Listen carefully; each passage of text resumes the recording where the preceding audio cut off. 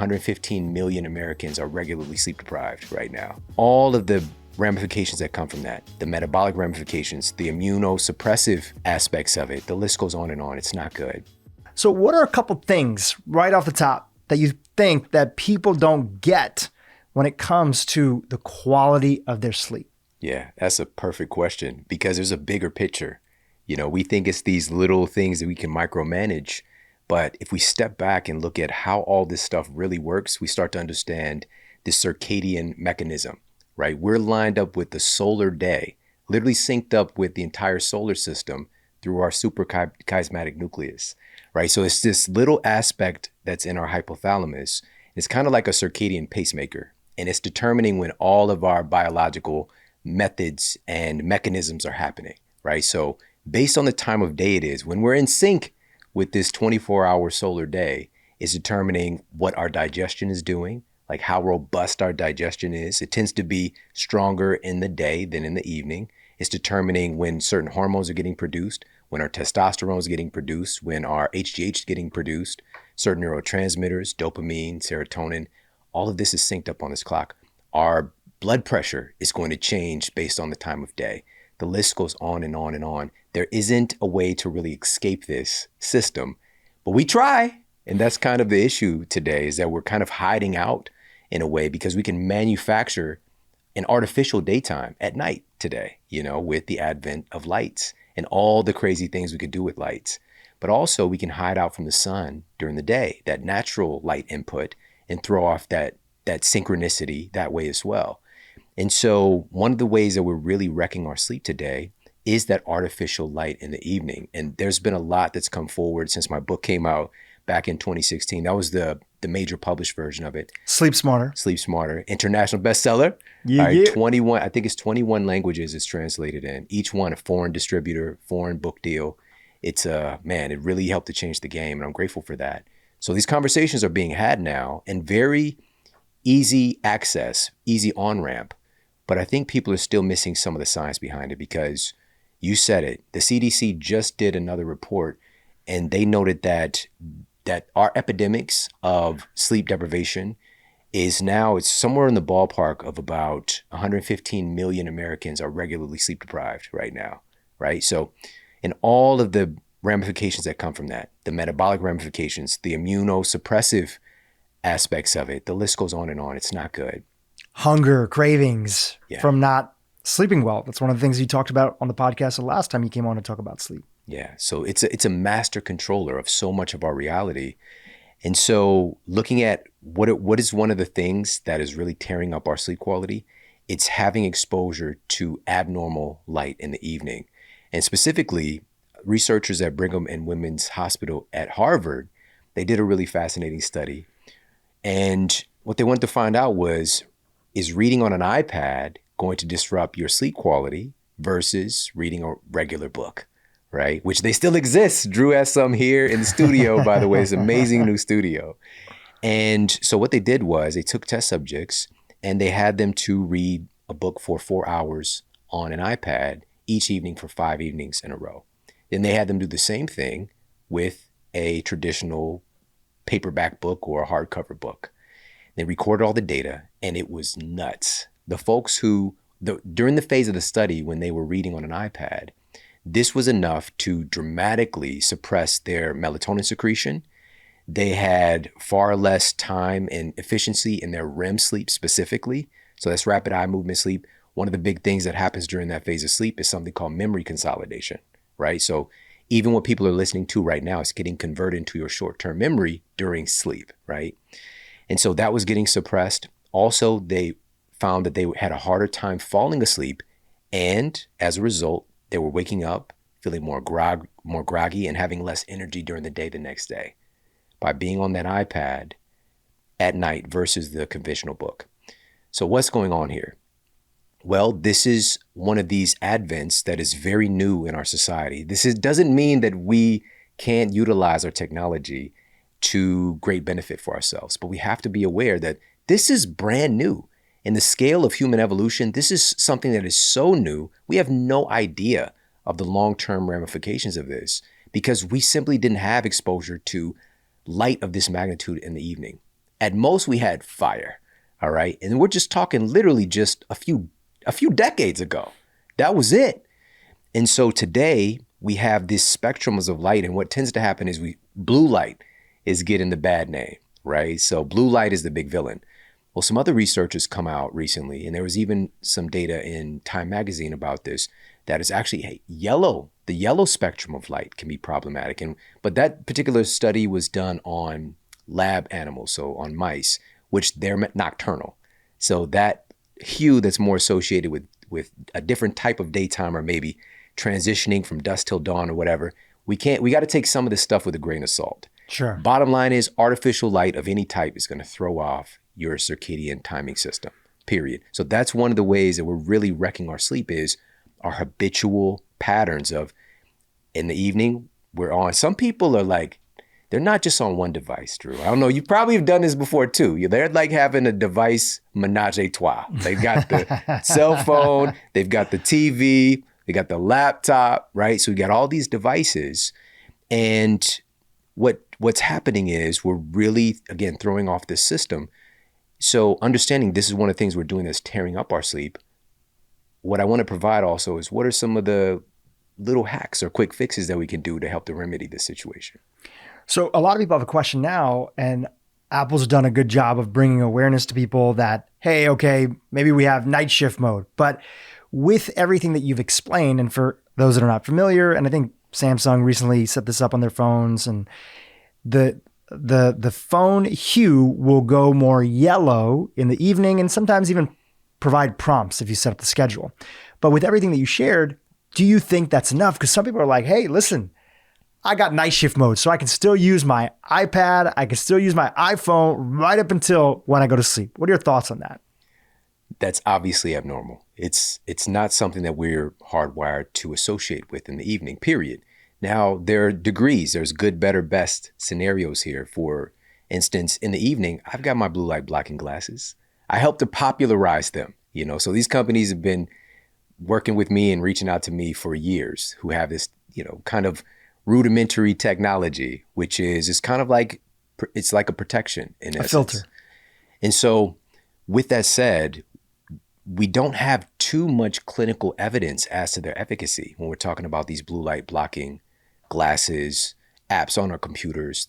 However, it's just logical. It's a logical input, but we don't have that much data on how effective they really are. So we need to know that. We got to keep that in our back pocket.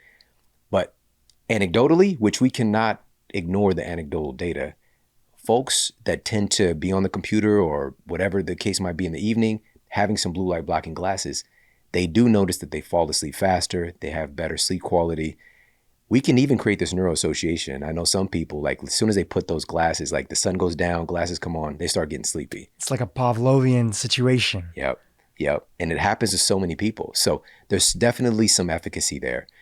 But good, better, best, what's the best method here? Giving ourselves a little bit more screen-free time, period. Just get off the tech. Give yourself, if you're right now going right up until bedtime, which is what, like you said, a lot of people are doing, just give yourself 30 minutes, like a 30-minute space to not be staring into a device, which again is very abnormal.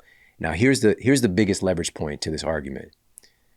When we're staring into that small space, for example, maybe we're using our phone right up until we go to sleep. By us focusing into this small space, what we're doing is eliciting a part of our sympathetic nervous system, right?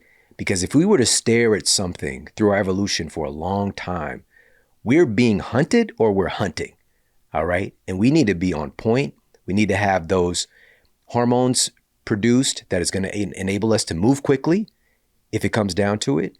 So these things, and I wonder if people just kind of think back whenever they're on their phone for a while. Let's just say, they're at work, they're an entrepreneur, they're at home, they're typing away, and they're like, I'll just check my phone real quick, right? And then that just check turns into 30 minutes on Instagram, right? They get pulled into that internet black hole, which is a whole other part of the conversation we could talk about.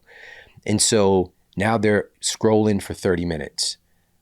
I want you to investigate, think back in your mind, how do you feel after being on your phone for 30 minutes or an hour and a half? Like, as time is going by and you get off your phone, do you feel great? Are you just like, wow, that was amazing, I feel awesome?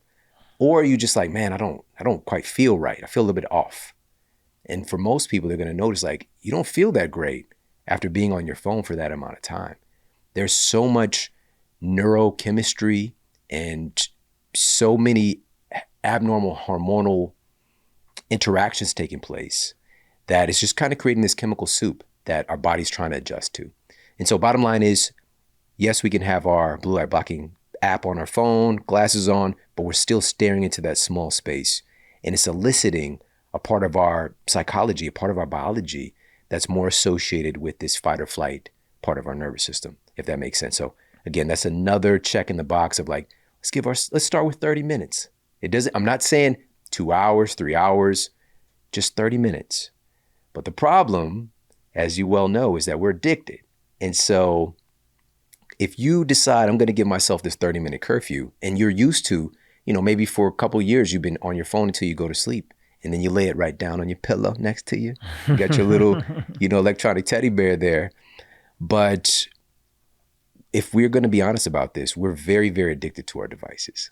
Right? Absolutely. We're constantly, if they're close, like we have this tendency to just check, just touch them.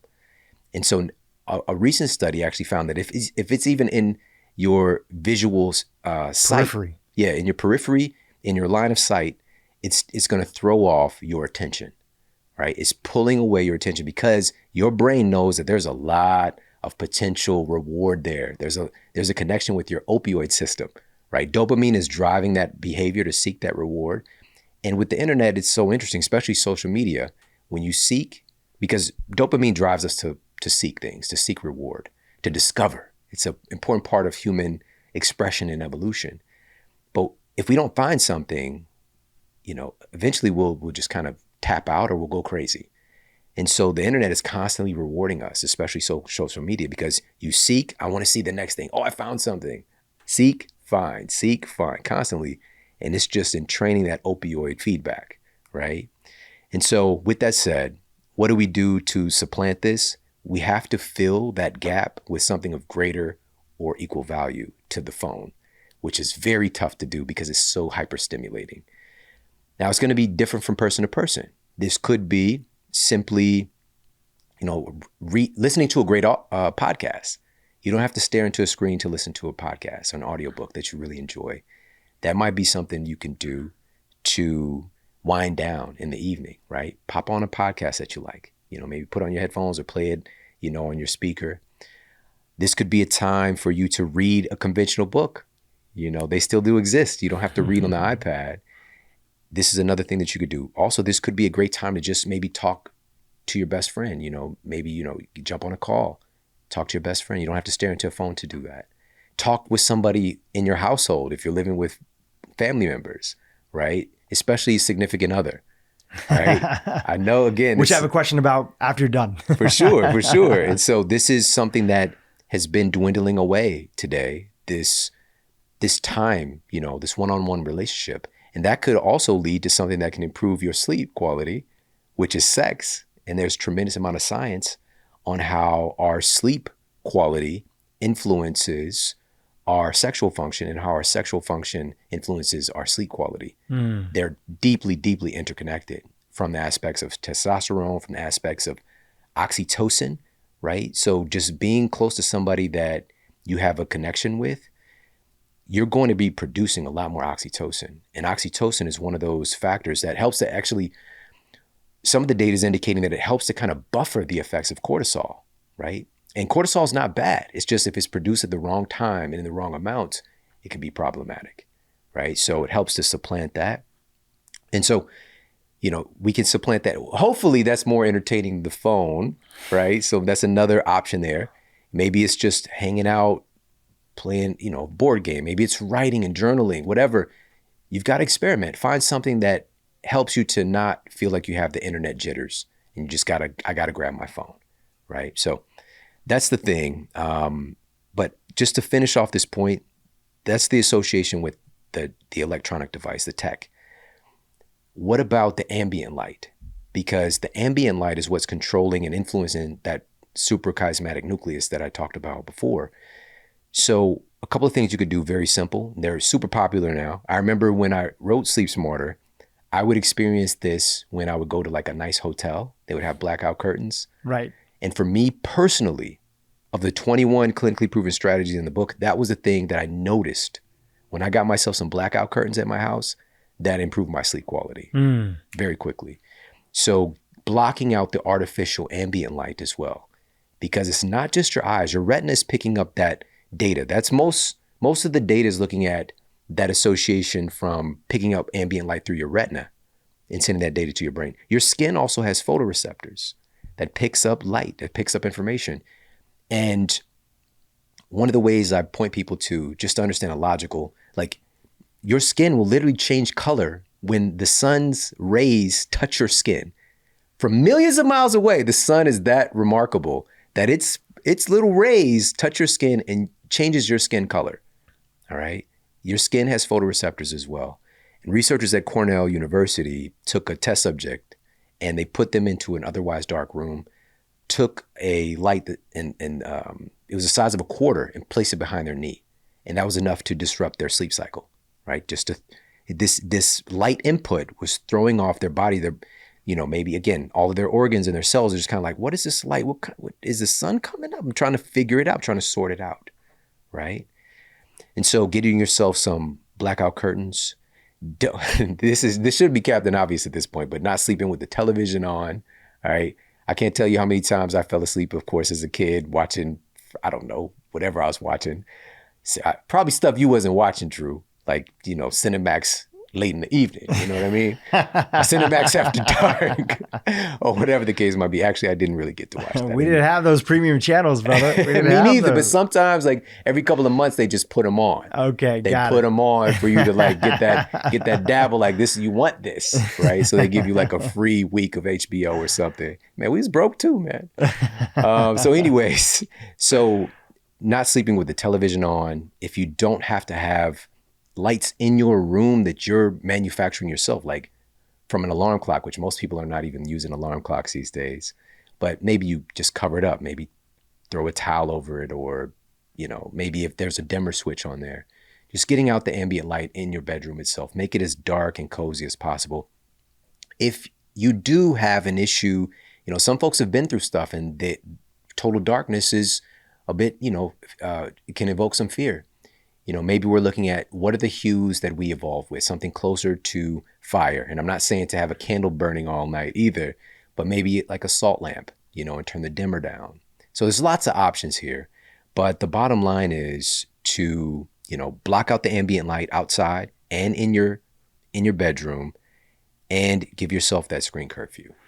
One thing I noticed when my wife and I first moved in, when we were not married, and she would have this surge of energy that would come in the evening, and her sleep was off and off. I have a few questions about that. We'll chat about that in a second.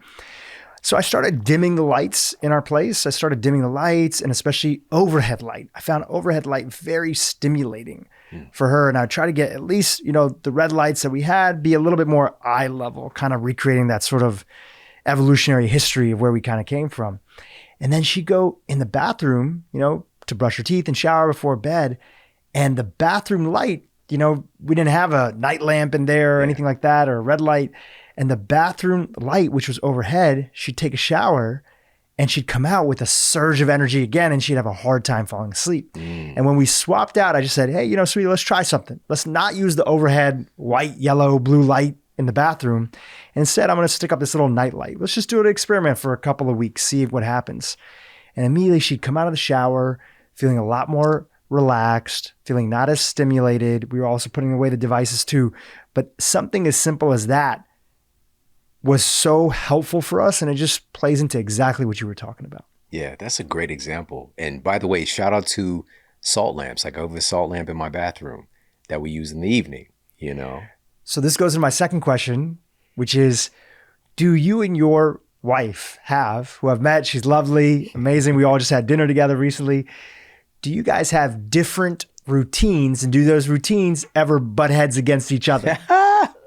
Oh man, my wife she's mischief in human form, man, for me, like She is so like she's so adventurous, and just she doesn't care about time. She doesn't care about that stuff. She's just kind of like, this is my husband's thing. But she's seen the firsthand results in her life as far as, how she feels, her performance, her body composition, all those things when she's minding her sleep quality for sure. So, but we had to get to a place where she's paying attention to those things. And part of the process sometimes is just, just letting go. Because we shared the story, I think, when we went out. We met at the gym. All right, we met at the gym. I was working at the university gym that we both went to. Do you want to tell this story on the podcast? Not that it's bad or anything. Just looking out for my brother. Are you going to end up in timeout a little later on in this episode? She's not going to listen, and nobody's going to tell her. All right, but I'll give it the short, tiny version. I'll leave out some of the details. But we met at the gym, and she was there. At the time, I was just focused on service. Like a switch had happened in my mind where I was very self-centered for the earlier years. Up until around, 22, when I began to get myself physically healthier, because I grew up in an environment that was very volatile and dangerous. And, so I developed these kind of self-coping mechanisms to keep myself shielded off. And so even in relationship context, I've had a lot of relationships, but they were like here today, gone today, because, I just wasn't willing to open myself up. And this thing happened where I started to get physically healthier. And people at my university started to ask me for help. And so I started to teaching them some of the stuff that I was doing while, finishing my degree. And, when I started to dedicate myself, like I literally was thinking constantly, like, how can I help this person to achieve fill in the blank goal? And so that was my dominant thought process most of the days. And if you're constantly focused on service, it doesn't really match up well if you're being a terrible person in relationships and disregarding other people's feelings. It just didn't fit anymore. And so when she was coming to the gym, I wasn't even thinking about, relationships or anything like that. I was just like, wow, this girl's dedicated. Like she's getting out here, going at it, running on the treadmill. She was even coming when her friend wasn't coming. And so all I did was notice that. Never thought about like talking to her or anything like that. And one day at the gym, I just finished my own workout, or I just finished up with a client and I was about to do my workout. And I was over by the Universal Gym, the one that's got the cables and the rows and lat pull, all that stuff. And she was on the most awkward piece of equipment in the gym, the abductor machine where your legs are flayed open. Anyways, and I didn't even really notice that until she dropped her headphones. And she's in this very compromising situation, all right? And so I just walked over and picked her headphones up and handed them to her. And she said, thank you. And I noticed she had a little bit of an accent. And because I work at a university, I worked with people from all over the world for a couple of years, about a year at that point. Let me say that, about a year and a half. And so I noticed little things in people's, in their communication, their language and how they speak. And so I guess that impressed her. She was like, oh, how did you know? She's from Kenya, right? Where you from? Shout out to Kenya. And so, so we just, from there, we started talking. And I would imagine, I don't really remember the details, but I would imagine she would have got off that very awkward machine and talked to me a bit. But here's the rub, and this is why I'm telling the story. Come to find out she was not about that gym life, all right? Because in my mind, I'm like, oh, we're going to work out together. It's going to be great. She's about this fitness thing. She was just coming to the gym to get in shape to go to Miami with her friends for a holiday weekend. I think it's Memorial Day or something. Nothing wrong with that. And then after that, she didn't come back again. We were together, we'll just say even a year later. Sometimes we'll be like, hey, babe, you want to go to the gym? And she's just like, nope, no, thank you. And to the point where I would be irritated, like, dude, why don't you want to take care of yourself? Like work out or whatever. Not that she wasn't like eating well and those kind of things. But in her mind, she's like, I'm done. She even said it when we were at dinner. She's like, I'm done. Why would I go to the gym? And so she's always been, a little bit not really focused on those kind of things. She just wants to enjoy life, have, be a good person, talk to her friends, have a good time, laugh. And there are some slight differences in our genetic makeup as far as our sleep patterns. And so she would definitely be more in that night wolf camp. All right, than I am for sure. She would have a tendency to come alive in the evening, whereas I'm definitely more of an early riser. I just gets up, man, But in the evening, I'm ready to wind it down and go to sleep. And so we had to find a happy medium, right? And that took years to cultivate. But what really helped was having our son, my youngest son, Braden, that really helped to get on those rhythms together, like get more on the same page, because the baby doesn't care as much, right? So we need to work together as a team here and create these patterns and have some consistency, right? And so, yeah, we have butt heads in the past, but now, even, what is today? It's 2 days ago, we had some friends over, and the friends know that I'm working on a book. My wife knows too, all right? And I'm just like, I don't care about, whatever, we can hang out, but I got to get to bed because I got to get up and work on this book in the morning.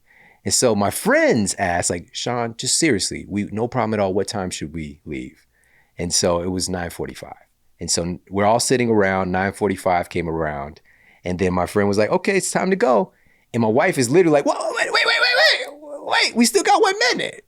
Like she was not trying to hear about this abrupt, like everybody's leaving now, because if it was left to her devices, we would continue, ad infinitum, until somebody pulls the plug. Well, what I love about that story is that, number one, I think everybody butts heads in relationship, because often you attract somebody who's a complement to you, and that person is different than you. You don't want to be in a relationship with yourself, even though a lot of people think that they do, right. But you don't want to be in a relationship with yourself. It's not going to be the thing that's going to help you grow. And even though people typically have different routines, especially in relationship, my wife is the same way. She kind of comes alive at night. The foundation of like, here's why this is important to me. And also, I'm not going to try to change you. Yes. I'm going to show you the things that are beneficial for you. If you want to do them, great. But how can we also learn to sort of respect each other's approaches, which usually for me might be, I have like a thing that I'll do with my wife, which is like, she knows a few times a month, if she's out with her friends, like super late, she comes back, I'm like, babe, I need to pull out this red card. And the red card is the emergency card. Like, I got a big day tomorrow. I have to get to bed. We kind of have our evening routine. I've talked about it a little bit in podcasts before, but if she's a lot late, I'm like, sweetie, tonight, the thing that we normally do, which is we might read together a little bit or watch like things that are not super stimulating on like a hyper red light with blue light blocker glasses on and everything like that. I'm like, we can't do that tonight. So you got to kind of wind yourself down a little bit, and I got to fall asleep. And I respect my wife because she understands why that is so essential for me. Yeah. And it doesn't mean that we don't fight sometimes about it or butt heads about it, but it's all part of the process of working with another human being to see, how can I support their goals and dreams? Okay, if sleep is a vehicle for that, how can I support their goals and dreams for that? And then for my wife too, she's in the early stage of building her first business. When I was building my first business, I was up late at night too. Yeah. So how can I knock her for that time being a very useful time for her? Yeah. Right. You just said it. It's all the things. It's so powerful, man. People say these terms, and it's the problem is today, everybody has the ability to utilize these terms, but not really having a grounds for understanding how they work. So that one of those terms is communication, right? But what does that really mean? That doesn't just mean you're trying to get somebody to understand your thing. There's this wonderful quote, and I first heard Wayne Dyer say it, and it was from St. Francis of Assisi. It was to seek first to understand and then to be understood, right? So for me to first understand what is driving and motivating my wife, my best friend, what are her goals? What are her aspirations? What make her happy? What makes her feel good? And not just thinking that it's the things that are my things, right? And so paying attention to those things and coming into the conversation with respect and admiration for those things. And then from there, hoping, which again, I can't make her want to understand me. So I'm doing that, providing that space. And at the same time, especially in a loving relationship, the tables are going to turn where she's going to want to understand me. It's not just me coming with my thing like, this sleep scientist Shawn Stevenson said you need to fucking go to sleep, right? It's not like that. It's having a space and communication and patience as well. Patience that quality in character is so valuable, especially today where everything is so fast paced. To have that delayed gratification, And that's something, again, that's another strength that I have. I'm very big on that. It's not a big deal to me. My wife, instant gratification. Tomorrow doesn't exist so often, you know? And so, again, but I can learn things from that. And guess what? I've loosened up. And on the other side, she's gotten a little bit more, I don't want to say militant, but sometimes for some things, she'll be more on it than me. You know, like if we go out and we're on the road, I just spoke at an event in Atlanta. And, you know, we're staying at a hotel and, you know, I'm tired, just got into bed, whatever. And she's like, babe, what about that light over there? Like there's a little, just a tiny light coming in from the blackout curtain. And I was like, babe, it's fine, you know. But I used to be like, I'm taping it. I'm putting a chair. I'm like doing all this stuff, bringing tape. I used to bring this like blackout tape. Yeah, electrical tape. Yep. And so I'm like covering stuff up. Now I'm a little bit less neurotic. But though, by the way, those are some great tips for traveling as well. 100%. Bring yourself a little bit of tape. I've used them. But there was something else too that you mentioned in that routine that for some people, it might be one of the things that's wrecking their sleep quality and they don't even realize it. So again, sleeping smart is one thing, but oftentimes, what are the things we're doing to sleep dumb? Like, what are the things that we're doing that are really messing up our sleep quality? And that was the shower in the evening, like right before bed. So what's seen in the data is that there's a little bit of a rebound effect where having a hot shower, hot bath, if you have space allotted, your body temperature will, of course, increase, but it will actually drop down lower than that set point and help to facilitate sleep. Now, the timing here could be an issue because what could be happening is it's driving the body temperature up and then getting right into bed and then maybe tossing and turn a little bit, not being able to like relax because that core body temperature has been elevated and the skin surface as well. Core body temperature isn't going to be affected that much from a hot bath or hot shower if you're not in there that long. And so one of the things that's seen in the data, researchers at the Pittsburgh University School of Medicine did some really fascinating research on insomniacs. So these are folks with clinically proven sleep disruptions, sleep abnormalities, really struggling. And they wanted to find out what would happen if they cooled them off before them, while they sleep and before they go to bed. And so what they did was they fitted them with these cooling caps. And it was just running cool water over their head while they, laid down, went through their evening routine, laid down and went to sleep. Now, here's what happened. The insomniacs, and they had a healthy control. So this is a controlled clinical trial. The healthy controls took on average about 16 minutes to fall asleep after getting into bed. The insomniacs who struggled with sleep, suddenly they were falling asleep faster than the controls. They fell asleep on average 13 minutes after getting into bed, all right? And so we got a faster sleep onset, right? And within that, they found that they were now sleeping about 89% of the time that they were in bed, which is right on par with the healthy control group. So essentially their insomnia was gone. And this was true for 75% of the insomniacs in the clinical trial. Their sleep issues were resolved just by changing their temperature, by fitting them with these cooling caps. There isn't a drug on the market that's remotely close, not even the same universe as just cooling these folks off, right? And if you think about it, again, it's just that the head area is one of those areas. Like there's something about the cool, right? As cool as the other side of the pillow. Like it just feels good. Relaxing. It's relaxing.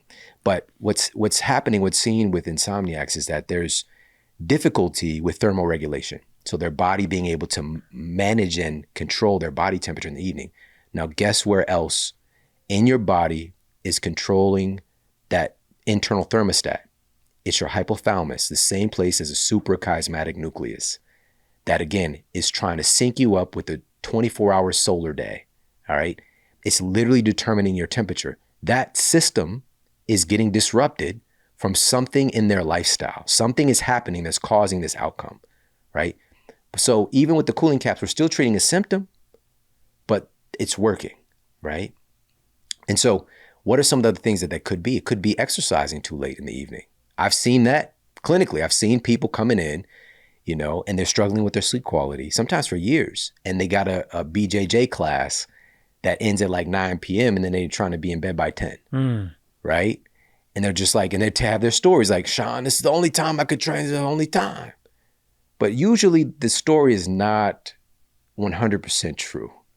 There's usually, if you could take a step back and maybe even work with somebody who can start to look at your life through a different set of eyes, so I could see like, oh, hey, if you do this, or if you do this, maybe you could move this here. Because what's happening when you're wrecking your sleep quality, everything else in life gets harder, right? So that could be one of those things is, not getting conditions that are cool enough in the evening to facilitate sleep. And on average, depending on which expert you talk to, most experts agree it's around 68 degrees is ideal Fahrenheit in the bedroom. So, today, especially most people listening to this have access to a thermostat, which is a great blessing and gift. But even in cultures that don't have thermostats and, maybe they're again at the mercy, maybe very hot temperatures, even in the evening, across the board, no matter where you are on planet Earth, the temperature is going down in the evening. Yeah. If it's 120 during the day and maybe 105 during the night, it still went down. So your biology, your body is wanting to drop down with the environment, but we can superficially keep that body temperature up, and we can get ourselves out of sync with the Earth's clock and throw off that ability for our temperature to downregulate, if that makes sense. Absolutely. Super makes sense. Have you seen anything on the market? There's different devices that people use to cool their mattress or have like a mattress pad. I use one of them. Curious, do you guys use anything, or are there anything on the market like this study where people are using this like cooling cap to sort of cool the body down? And do you recommend to people just to use the AC, which sometimes can be a little problematic? You get a little stuffy at night, that sort of stuff. Yeah. What are the best methods that you've seen to help people who run a little hot to start to cool down in the evening? Yep. There's quite a few products now, again, just in the last few years for like mattress pads that you can put over your existing mattress. There are, kind of cooling technologies with pillows, with sheets that are thermoregulating. The list goes on and on. There's so many great things, and some people swear by them, and it could be a game changer. But again, in some instances, we're treating a symptom. Right. So we want to get to the root cause, like why is your temperature running hot in the evening? And that's usually due to stuff that we're doing during the day. That said, this is not a place where we can't supplant that and allow ourselves to use this treatment to get better sleep right now, where we sort other things out. So that being said. Can I add in one more comment there? Sure. So one comment on that is that I know that a lot of couples use the same sort of comforter. My wife likes something heavier. Yeah. I like something lighter. So I run hot in the evening with a heavier comforter. If I just had a little sheet, I'm fine. I don't need anything more, and I'm fine. My body temperature is good. So that is one of the reasons why we use one of these mattress pad situations. You can Google them. There's a bunch that are out there, is because way back in the day, I mean, you probably know more about this than anybody else, people wouldn't often sleep necessarily like right up against each other. Couples, they would have either mattresses that would be separate, they could be in separate rooms. Yeah. That's kind of a modern phenomenon. And within that, and there's a lot of beautiful reasons to do that, but you typically have the same comforter. And that is a whole temperature regulation situation for people. That's why I think that if I had just the sheet, I'd be fine. But I do like cuddling with my wife. Yeah. It's nice that we have the same comforter. Yeah. So I have to use technology to help bring my temperature down a bit. You just said exactly what I was going to talk about. Okay, sorry. I stole your thunder. No, this is perfect because you got another great firsthand experience with, and here's another thing that's really interesting is that on average, men tend to run a little bit warmer than women, right? And so in the couple, there's this dynamic where you're not trying to date yourself. There are these kind of opposites attract phenomenon. My wife is definitely a cool body. All right. So I've heard this so many times when she gets into bed, these are the exact words. Ooh, you're so warm. Shit. So now she's going to try to siphon my warmness, my just natural. I'm good. I'm good. I'm not too hot, not too cold. And then she puts these dead body feet on me. All right. Feels like they're straight from the morgue on me. And so now I'm like, oh, I'm making all these noises, and she thinks it's hilarious. But I understand I'm her little heater. I get it. But don't you dare touch her when you got cold hands. Man, oh my God. Are you kidding me? Literally, she'll literally fight me. She'll ball up into a turtle shell. Yeah. And so I'm very aware of that. Even today, I usually get out of bed first, and I came over to her when I was walking out of the room, and she had a part of her leg was sticking out of the cover. And I knew if I touched that leg with my hands, so I just washed my hands, and my hands were cold from the water was still cold. And I was like, she would be so pissed at me. So let me not do that. So I think I used the back of my hand or something, like touched her leg or something. So considerate, man. Anyways, my wife is perfect. Just for the record, if anybody tries to snitch, all right, she's perfect. We'll clip that for social media. And so, even with that phenomenon, so this is why the mattress pad, for example, you can cover just one side of the bed to cool off, right? And another thing here is, just in that same vein with that thermal regulation. So for some people, even hearing 68 degrees, they were just like, oh no, that's not happening. That's too cold, right? So again, it's finding that happy medium. Because for me, I would probably put that bad boy on like maybe 65. I like it. The cooler, the better. I want to have my comforter. I want to have my little like chilly vibe in the room. My wife, no. So we settled on like 68, 69-ish. And she's seen also, here's the crazy thing. If the temperature is anything above that, she tends to sweat in the evening. I don't do that, and generally I'm not, but her body is still like that thermal regulation is something's happening there and sorting itself out. And so, you got to work together, figure out what's ideal, and be willing to test and try things at the end of the day. Would you say that for your wife, again, because a lot of people are listening, are in a relationship, a lot of people are not, so may need this in the future. Was that the biggest game changer for her? Because you hinted earlier that there was a few things that made a significant difference for her. Was it temperature? Was it something else? What would you say were your wife's top two? And then I want to talk a little bit about daytime things that we're doing that are messing us up in the night. Yeah. So for her, it wasn't the temperature thing that was most notable. It was more, I think it would just really boil down to routine and consistency for her, and just like I consistently could see her just feeling good, having more energy, more productive, all those things, less distracted whenever we would be locked in on a consistent routine. But one other thing I want to mention, this was published in the journal Brain. And so it's so fascinating. Again, these journals dedicated to brain function, to brain health, to neuroscience are looking at the impact of sleep. And so one of the studies that was published in this particular journal, again, they're trying to manipulate temperature. So they fitted the test subjects with these, what they called thermosuits. And it just lowered their skin temperature just by 1 degree Celsius. I think it was, the scientists were German or Swedish. And so just lowering the skin temperature just 1 degree was enough to improve their sleep to improve their wake after sleep onset. So that means they were waking up less frequently when they fell asleep, improve their overall sleep efficiency, specifically deep sleep. So stage 3, 4 sleep was improved. All right. So these really remarkable benefits just by reducing their skin temperature, not their core body temperature, just by that 1 degree. Really fascinating stuff. So that points to, by the way, what are you wearing when you go to bed? Maybe again, with you running hot, you're just sleeping in the boxing drawers. That's what I do. All right. Or a natural, right?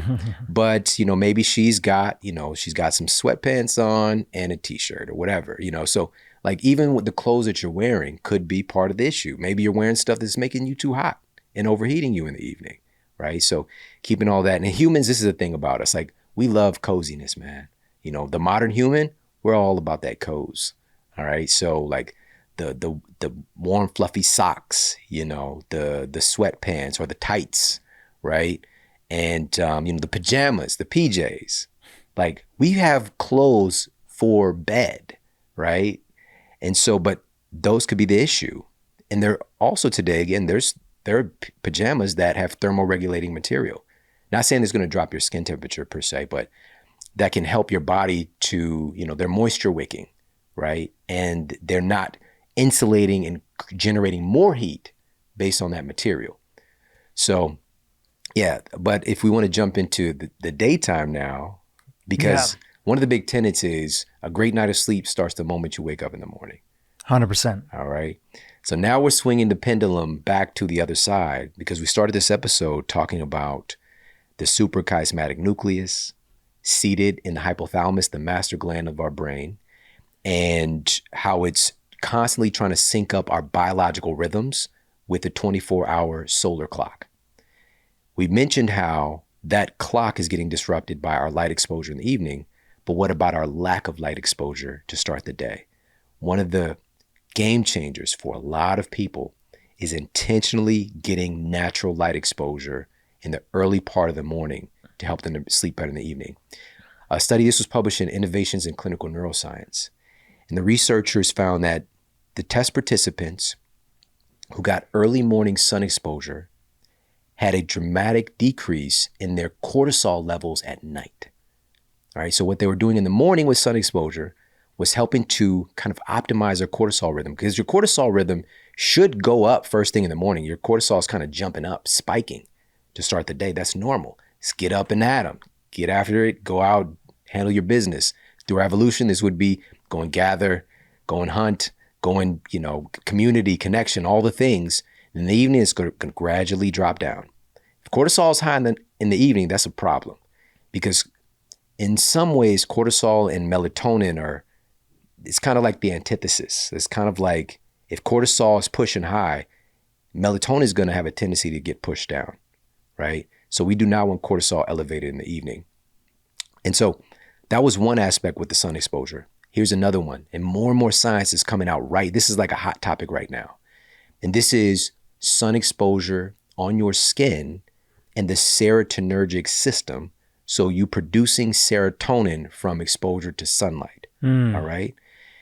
And so some of the details that we have now is that exposure to sunlight during the day is triggering the production of serotonin. We're still, or there's some questions on how it's all happening still, but let me give you the point that we do understand.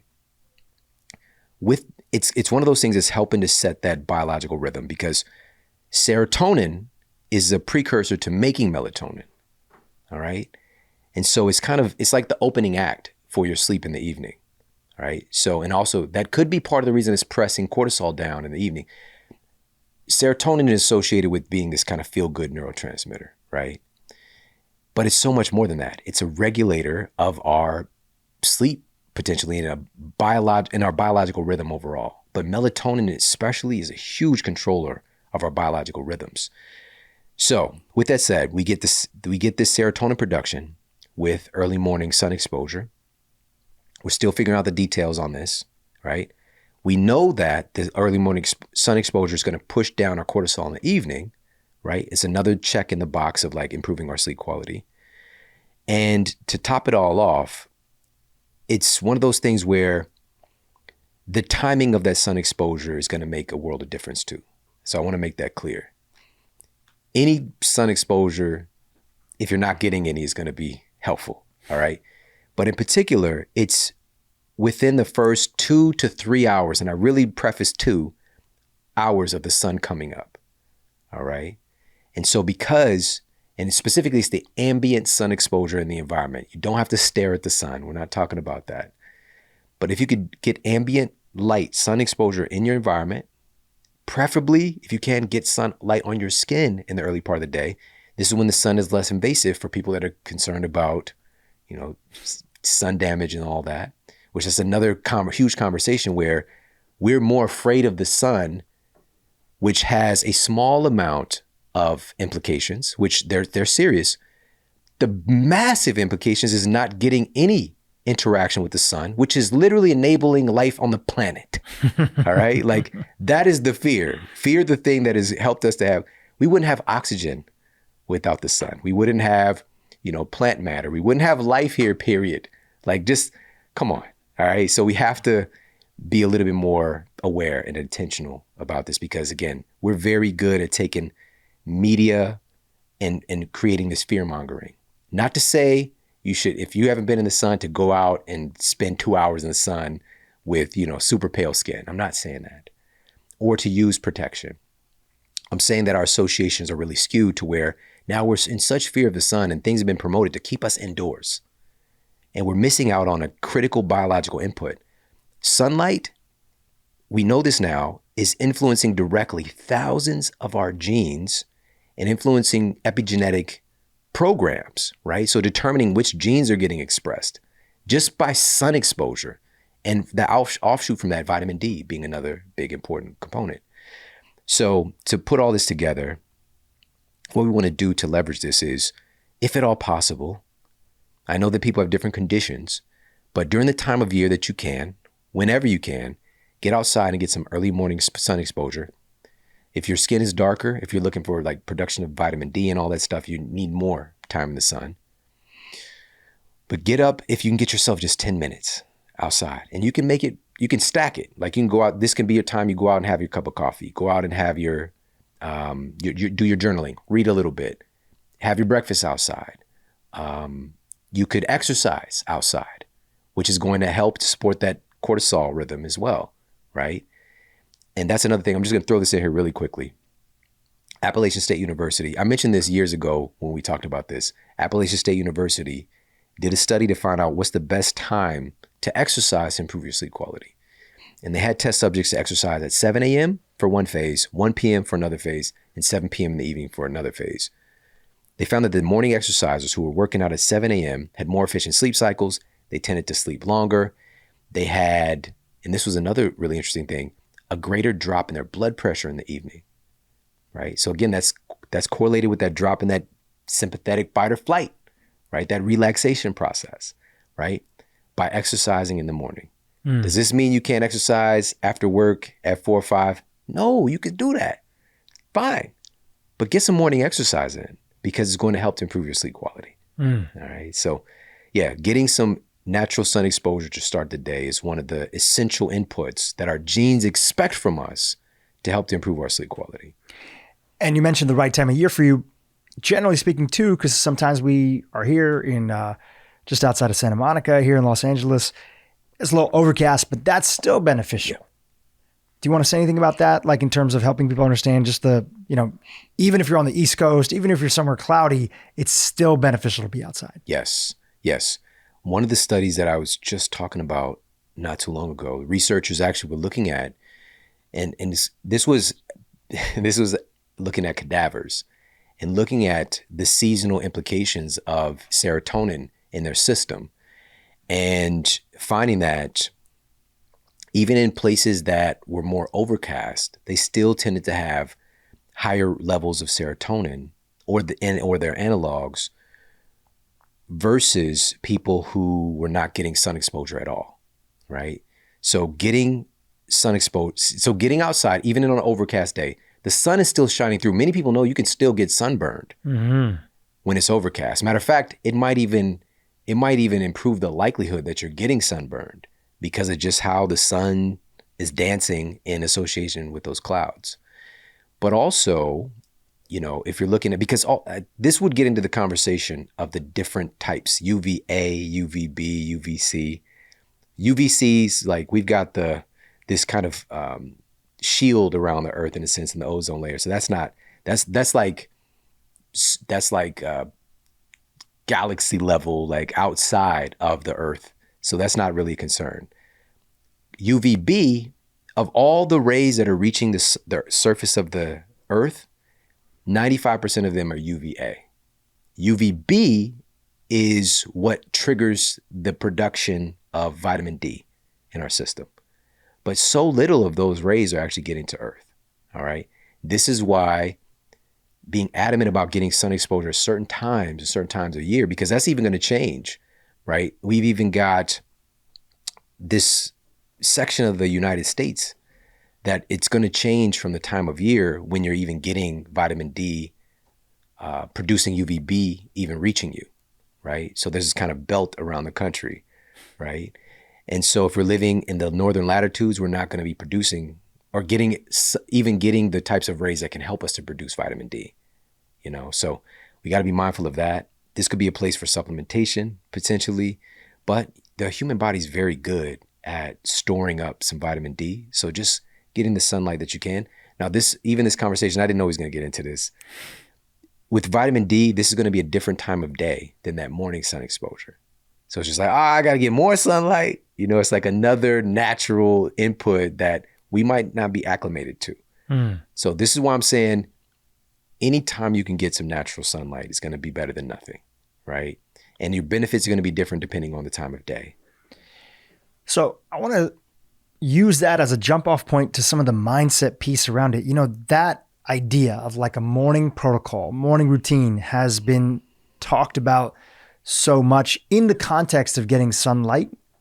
Definitely not when your book first came out, right? That was like a game changer for a lot of people understanding it. And since then, more and more people have been highlighting it, talking about it.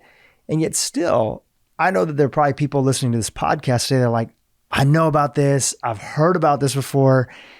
And of course, there's no one size fits all.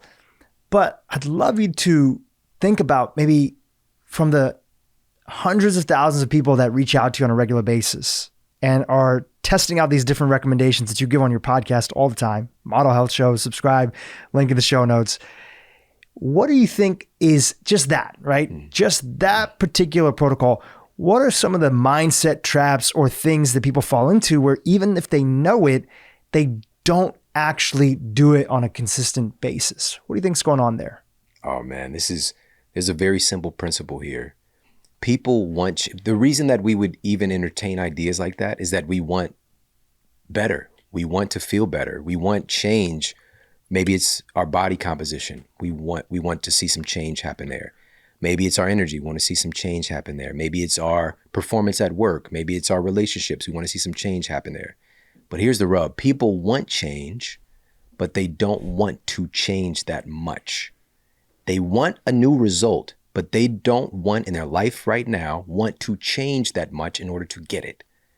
And this is because humans, we're very comfortable with who we are. Now, you might not like who you are, where you are exactly, but we're very comfortable with it. Everything driving human psychology, the number one driving force of the human psyche is to stay congruent with the ideas and actions that we believe are the associated actions and beliefs and ideas of the person who we are right now. So again, the number one driving force of the human psyche is to stay congruent with the ideas that we hold about ourselves and the world around us, just to be more clear. All right, that's what's driving our reality, all right, our perception of things. This is who I am, so I got to act in this way to preserve who I am. Exactly. And when you deter from that, all kinds of chaos is going to be taking place psychologically because you're deterring from what is comfortable, what is known. And so what tends to happen is if we're talking about creating a morning routine to improve your sleep quality or performance or whatever the case might be, and you start having too many ingredients, that's just too much change at one time for the vast majority of people. So again, we want change, but we don't want to change that much. And so there's this tenet that's been spoken about for thousands of years to know thyself, right? Know thyself. What type of personality are you? Are you the rip off the Band-Aid, just go all in type of person? Are you the person, the baby steps person? Are you the person who quits stuff really quickly? You know, like you got to look at your track record, look at your history and know who you are. None of these is better than the other because each and every one of these personality types has seen great success in the world. There have been examples of people who operate that way, who've created amazing things in the world. But if you don't know yourself and what you're good at and what your potential, not so good at stuff is, I'm not going to say weaknesses, but if you're not aware of those things, your not so good stuff or AKA your weaknesses are going to keep on chiseling away at you. And so a couple of things. One is for the majority of people, just taking on 1 to 2 interventions at one time to get started. So a great example, my wife's personality type is to go all in and then whenever she hits a snag, she quickly will stop doing said thing. All right. And because but here's the thing, life is going to happen. So if you're coming into this scenario and you're wanting this particular change and you're not aware that's like, you have this crazy idea that everything is going to work out perfectly. Like we'll start this new routine. It's going to be great. But then boom, an issue with, the kids or the parents or a car or something. Something always happens. Always. So if you don't have that awareness that something's going to happen, not to expect it so you're just like broadcasting a problem, but just to be aware of when the thing shows up like, oh yeah, something, yeah, I was expecting you. I was expecting an obstacle along the way or 2 or 3, right? So being aware that something is going to happen. And instead of like, again, she'll do all the things. So like, okay, I got to do this. I got to do a program. I got to do that. There are other people who they spend so much time in preparation that they never even get started, or they rarely get started, right? So they always got to make sure everything's right. Got to get the perfect outfit, perfect shoes. I got to get the cooler for the bed. I got to get all this stuff. No, just go to bed. Like just start with one thing. That just get off the device for 30 minutes, right? You don't need to buy something to do that. You don't need everything to be perfect, right? But that's kind of like that Barry Schwartz book from back in the day, the Paradox of Choice, right? We have so many things to do that we do nothing, right? So many choices that we have a hard time choosing anything. And so for the majority of people, again, you take just a couple of implements. So we've talked about a few today. So maybe you just give yourself, hey, I'm going to start with that 30-minute screen curfew, and I'm just going to do that. That's it. I don't have to do the temperature thing, and I don't have to have this talk with my significant other, and I don't have to. Just take some of the pressure off to be perfect, right? And just understand you're going to get some benefit just from implementing one thing. Get really good at that, then do the next thing, right? But again, 1 to 2 things, because people are just like, well, I don't want just one thing. So that's why I say 2. So let's say you're doing 1 or 2 things and you feel like you've gotten a pretty good handle on it, right? How long before they might think about including the next thing? Obviously, every person's different, but just in your experience, right? Is a couple weeks good enough before they start incorporating the next thing? What are your thoughts on that? There's a lot of science and debate around habits. So much. And, how long does it take to create a habit? What it really boils down to is a neuroassociation. So your brain and your biology expecting certain things, specifically at certain times.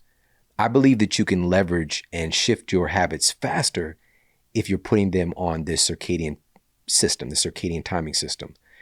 And so it starts to anchor in where your body literally expects certain things to happen at certain times. So if you're doing that, so we'll just say the 30-minute screen curfew and working out in the morning for just 5 minutes, 5-minute morning exercise outside and 30-minute screen curfew, right? So you're doing that and you're doing this at relatively the same time for a couple of weeks. And it's just like, it's starting to become second nature. Like it kind of feels, it's good. It's not a big deal. Then I would say you can add something else in, but you have to know yourself. All right. But for most people, and I can't stress this enough, if it's happening at the same time, right? If it's not, if it's still kind of sporadic, don't add in another piece. All right. So for me, because what tends to happen with habits is everybody experiences that kind of like new love phase, right? Where it's just like, oh, this is awesome. I'm like drinking water when I get up, doing my morning exercise. It's amazing. It's amazing. Why'd I wait so long? Everything is going good. But then after about a week, maybe a little bit longer, then the struggle phase starts to come into play. Maybe even before a week, where your brain is like, all right, this isn't you. We've been sleeping an extra 2 hours, because we've been up late. And you've been getting up and getting a bowl of Frosted Flakes like for 17 years. And now you want to get up and exercise? Who do you think you are? And so the struggle starts to happen where you got to kind of like make yourself do the thing rather than just like, I'm drawn to it, right? That struggle phase is where most people throw in the towel. And also we'll start to look for problems. Not only that the obstacle will happen, but we'll look for problems. We'll look for an excuse to not do the thing, right? But if you can be aware of the struggle phase, the discomfort coming up, and your brain is literally trying to change its association to your habits, to your life, and to who you are, who you see yourself being, if you could traverse through that just for a little bit longer, now you're going to get into more of the integration phase, right? To where it starts to become second nature, starts to become a part of you, starts to become a little bit more of your identity. You might even look forward to it. You might even look forward to it, because once it becomes a part of your identity, it's just what you do. Right? So for me, if I go too long without working out, I don't feel right. What just give some examples. What do you feel in your body? Like, what do you notice? How does your mind shift when you go too long without working out? What's the first indicators that you see? Oh man, there's some key words that come up for me. You know, it depends on the level of gym etiquette out here, but you start to miss the pump. You start to miss that feeling of fullness and strength. Like you might even feel like a little bit less superhero vibe going on. But real talk, what would tend to happen is I would feel like something's missing, like there's something off in my life. Something is missing. And I can't quite put my finger on it unless I do a little bit of self-analysis. Now, this is difficult because this rarely happens, but it has happened. Sure. I've been in this field specifically for 20 years, working in this field. But prior to that, I was lifting weights, in college and, high school and sports and stuff like that. But so that's one thing, just the feeling that something is missing, something is off. And also sleep. My sleep quality is noticeably better when I work out. It's not that my sleep is bad, but I just sleep better. Like I sleep deeper. I fall asleep faster when I work out, right? And I can notice over time, like I feel like I'm not sleeping as much. Maybe I don't necessarily need to because I'm not recovering, but I don't like it. All right. I like this certain amount of sleep that just feels right for me, And it's because my body's acclimated to having this sleep with this input, right? So that's another thing. And this is a big one too. And this can happen especially if you're sleep deprived, but my appetite is different, right? So if I'm not working out like I normally do, my cravings go up surprisingly, all right? It's the craziest thing. All right, because you would think if you're working out, your body's going to want you to get more resources in. But man, on the days that I don't work out is when I eat the most. All right. And probably the cravings shift towards other types of foods. Oh man, yeah. You mentioned something earlier. You said, know thyself, right? What are some things you know about you, right? Broadening beyond sleep for a second, that they're just who you are.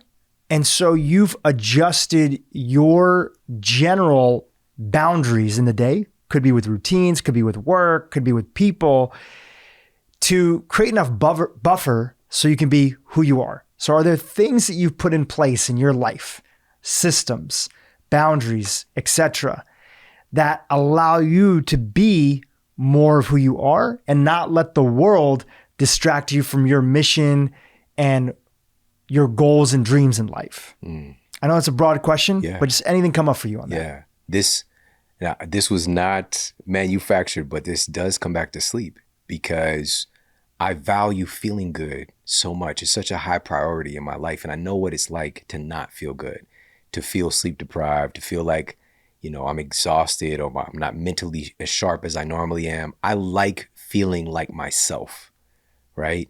And so creating some structure and systems around that, like my youngest son, Braden, even there are so many cultural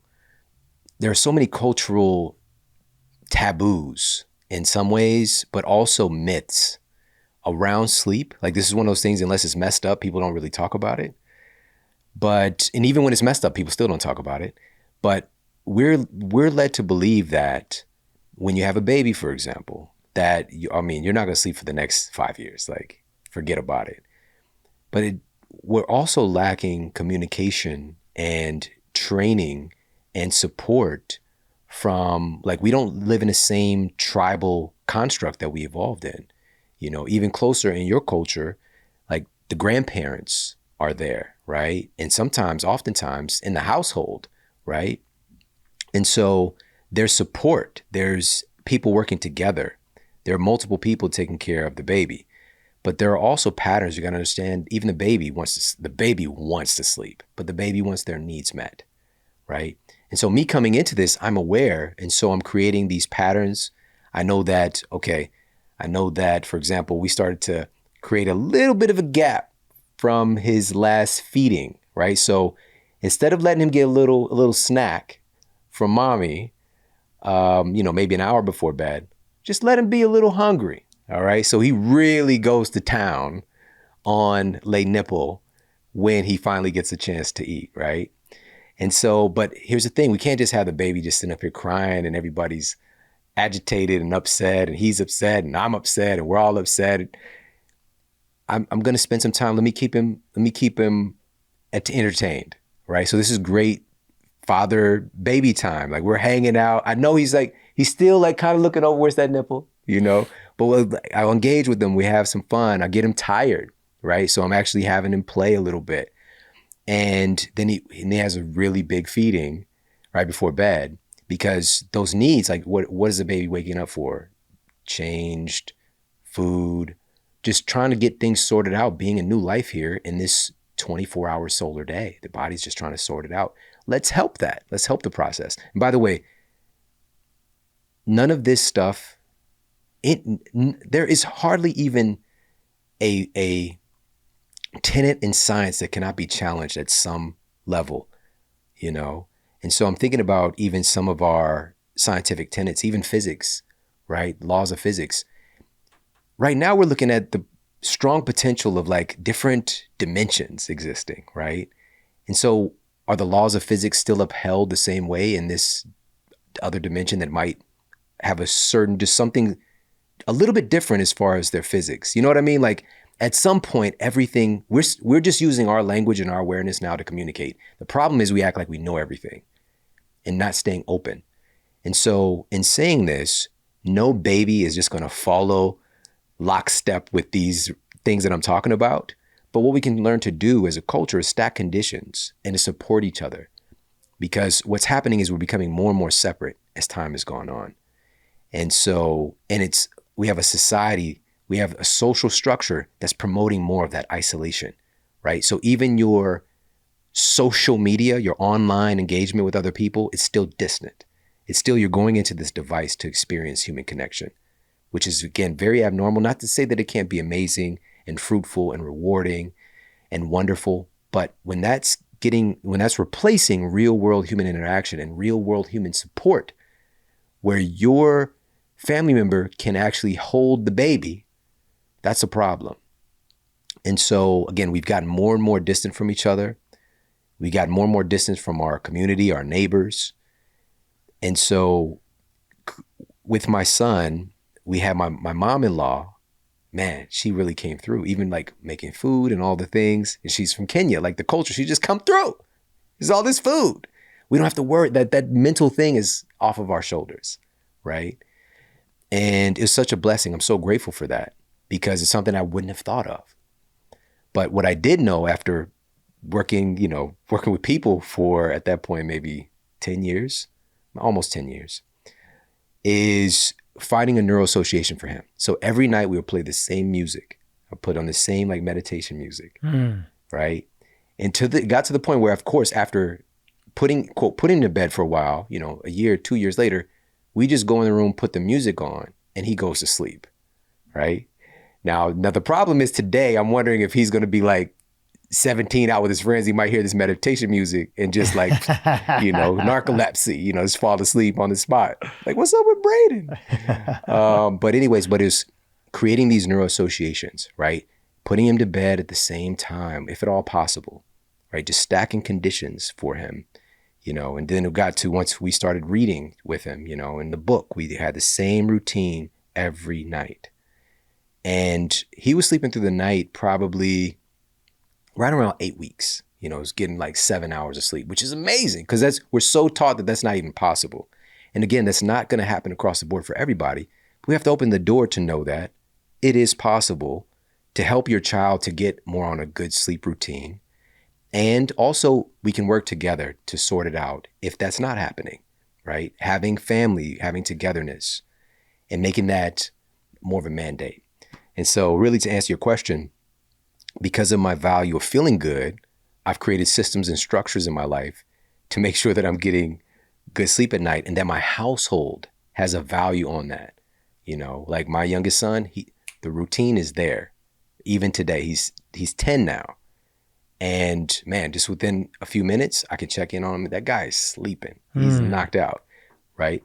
But with him getting a little bit older, of course, there's going to be more things trying to draw him in, vying for his attention. Maybe it's the show, maybe his friends playing online, whatever the case might be. That we can create more wiggle room, but we've got to stay true to the principles. And one of the beautiful things about that is that because that's built as a foundation for your family, like it's a family value, you also have the contrast. So when things get out of whack, you're like, whoa, like I know what good sleep is like. It's like growing up, some people who grew up in healthier households where they had like minimized amount of like processed junk and other things like that. And especially in their high school years, they didn't get sick as often. Yeah. Then you go to college and you pig out on all the same foods that other people are doing. You live through the college experience. And I had a friend this happened to, they would get sick regularly. And they're like, whoa, like what's going on now that is different in my life that when I was back in high school, living with my parents, eating home cooked meals and everything like that, I didn't get sick as often. So I think that contrast is important because kids will grow up one day and they'll go off and do other things. But now at least they have a baseline that they can return back to, which is a very powerful thing. This is such a great example. My oldest son, Jordan, is 21. He just got back from Mexico. His first time traveling with his friend, right? So he gets back and first thing that he does, day one, is he's like, drinking these greens drinks, he's fasting and all these things because of course he was going ham out there with the food that he was eating and whatever else going down in Cabo. But another thing that he mentioned was that the first day when he got up to go to the gym, because he's a personal trainer, right? So he's out there being of service and helping folks too. He got up and he went to see a client and he was like, Dad, man, I just kind of freaked me out that it was so bright outside. This dude has been every waking moment during the daytime in Mexico. He had his glasses on. He had his cool sunglasses. You know, he's Mr. You know, no disrespect. He was the cool guy down at Cabo, right? So every picture during the day, he's got these glasses on, these sunglasses. So literally his brain, like he wasn't getting sun exposure. And so now just a natural sun exposure during the day, sunlight was just like, he's like a vampire all of a sudden, just in like 5 days, right? Wow. And so, but that, and also because he knows what it's like to feel good, he felt it coming on down there as well. His friend was just like, nah, bro, I'm just not gonna, because my son offered to go to the gym and his friend, you know, they're feeling hungover. And so my son was like, nah, just go to the gym, do something. So he went to the gym, got himself a smoothie down there apparently. And he's just like, man, I felt like a new person, right? But his friend was dragging, that whole day was just a wash for him, you know? And so he knows these things because of our culture of what it's like to not feel good when you have these inputs. Not to say that you won't do the input, but you know where that baseline is and you have real world strategies to get back to the way that you want to feel. Powerful. All right, I want to switch topics. We have a few more things to cover. Caffeine, specifically coffee. For the longest time, you didn't drink coffee. Yeah. And then you started including it in your routine. Tell the people listening how you incorporate caffeine now, again, especially in the form of coffee. And do you ever take breaks from it? And are there boundaries that you have around it that make sure that it doesn't interfere with your sleeping protocol? Perfect. Well, just as a caveat here, yeah, I still have not, quote, gotten a coffee with anyone. Like I've never like gone to a place and gotten coffee, all right? So people said, let's get a coffee, we'll get a coffee. Never happened, all right? The only coffee that I've had is just my special blend at my house. And one person did bring me coffee one time to my studio, Mark Bell, shout out to Mark Bell. But other than that, yeah, so when we're talking about my babyhood in the world of coffee, like for real. But the reason that I started to drink coffee and I've got like the medicinal mushroom infused coffee. The reason I started to drink coffee was like the peer-reviewed data was nuts. Like it was, I just couldn't believe it. One of them, a recent study found that the caffeine from coffee was found to help to suppress genes that are related to inflammation. So helping to basically deactivate. See, I struggle to say turn off or turn on. It's not necessarily like that, but just for communication's sake, helping to downregulate genes related to inflammation, age-related inflammation specifically. All right.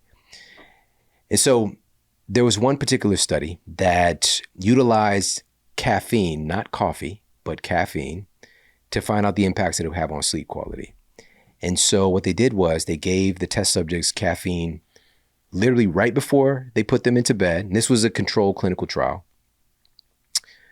Sleep ward study, so they can track everything objectively, like sleep monitors, and subjectively from the person's own opinion of how they slept. So they gave them caffeine directly before bed for one phase. They gave them caffeine 3 hours before bed for another phase, and they gave them coffee 6 hours before bed from another phase. Giving them caffeine, which was equivalent to about a large cup of coffee, like 300 milligrams, we'll say, of caffeine, 3 or 4. That was enough to cause measurable disturbance to the sleep quality, objectively measured by sleep monitoring technology. Lost 1 hour of sleep. So subjectively, they might have thought they got 8 hours of sleep. Objectively, they got 7. All right. They lost an hour of sleep by having caffeine 6 hours before bed. All right. So even that long out, and here's where it all gets into your personalization. We all are unique. You have a unique caffeine metabolism compared to me. They're different. Caffeine on average has a half-life of, we'll just say, 6 hours. All right. There's even a spectrum for that, by the way. So it's tough to say. All right. So caffeine, we'll just say it has a half-life of 6 hours. That means if you have 300 milligrams of caffeine, after 6 hours, half of it is still active in your system. So 150. Then 6 hours later, half of that, right? So 75 milligrams, and so on and so forth. All right. So this half-life phenomenon. And what's happening with caffeine, it has this really, here's the thing too, people can be like, well, caffeine's bad. Just leave it alone. The human body has such a resonance with this substance, caffeine. It fits into receptor sites for adenosine. All right. So it was largely considered kind of this like metabolic byproduct in science for such a long time. But more recently, we understand that as we build up adenosine from just normal daily, day-to-day actions, cognitive stuff taking place, biological actions, we're building up this sleep inertia. All right. So we're building up, as this adenosine is going up, it's building up our need, our feeling for us to go to sleep. All right.